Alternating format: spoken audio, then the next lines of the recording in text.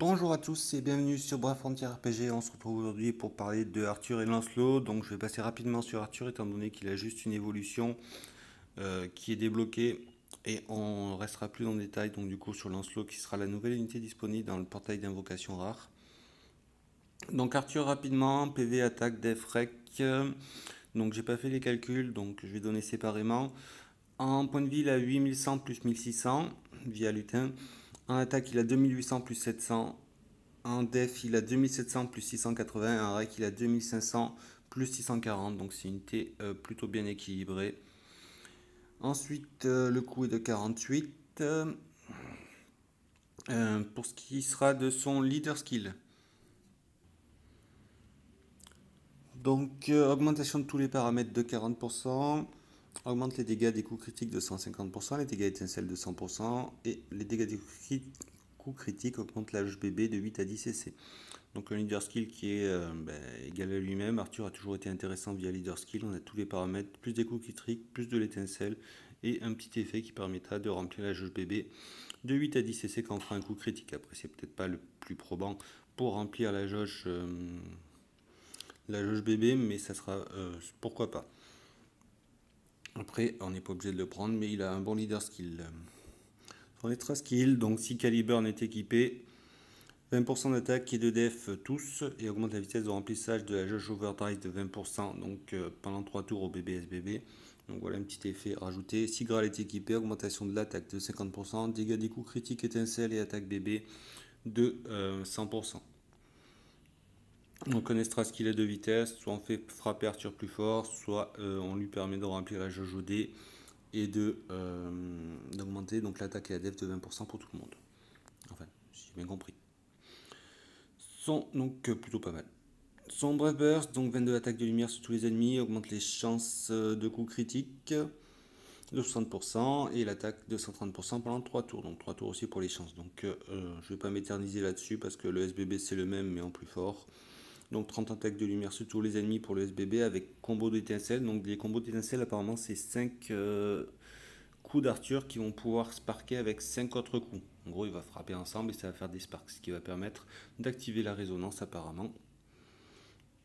Mais on en saura plus à l'utilisation. Ensuite, il va augmenter l'attaque de 130% et les chances de coup critique de 60% pendant 3 tours, donc comme le bébé. Il va remplir sa propre jauge Brave Burst, donc ça c'est bien.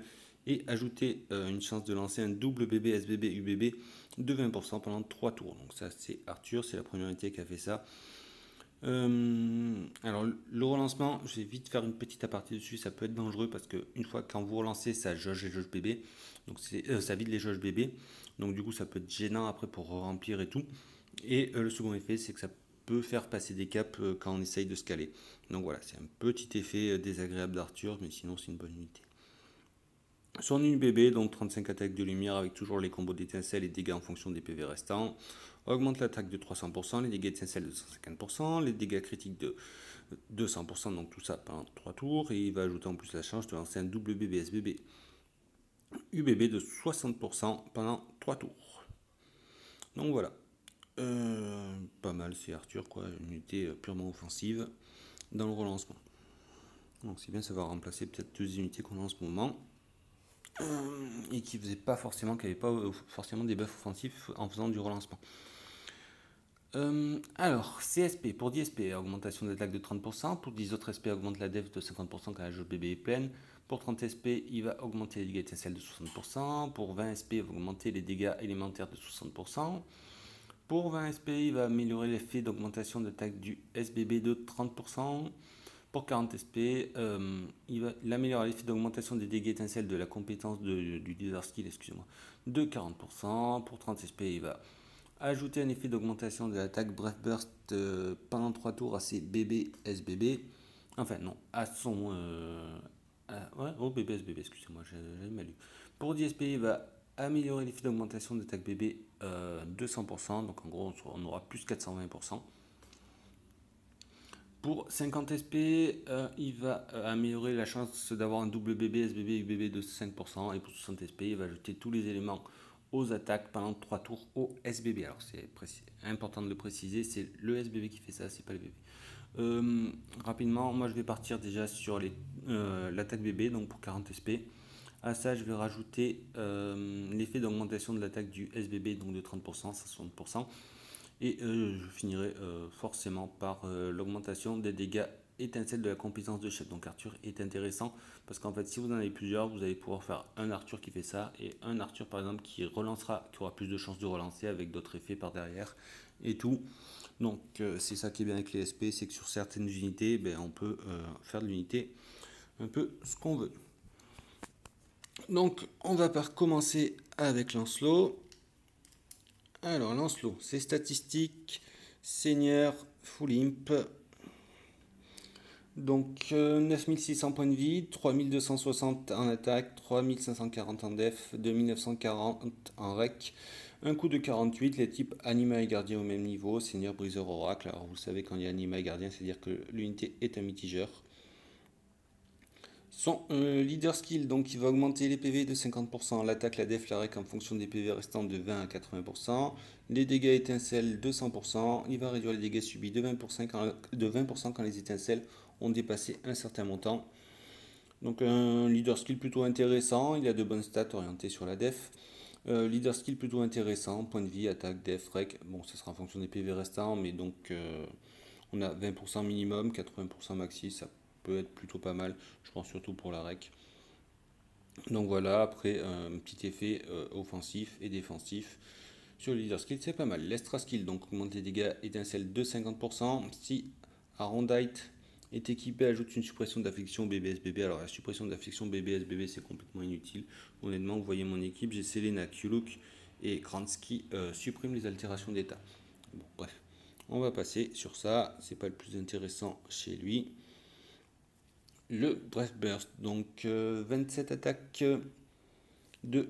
Alors, excusez-moi, hop. 27 attaques de ténèbres sur tous les ennemis, réduit les dégâts subis de 50%, annule les dégâts des coups critiques, augmente la def en fonction de l'attaque à hauteur de 70% pendant 3 tours. Donc le Breath Burst est défensif, on a de la mythisme, normal c'est un mitigeur, l'annulation des dégâts des coups critiques et l'augmentation de la def.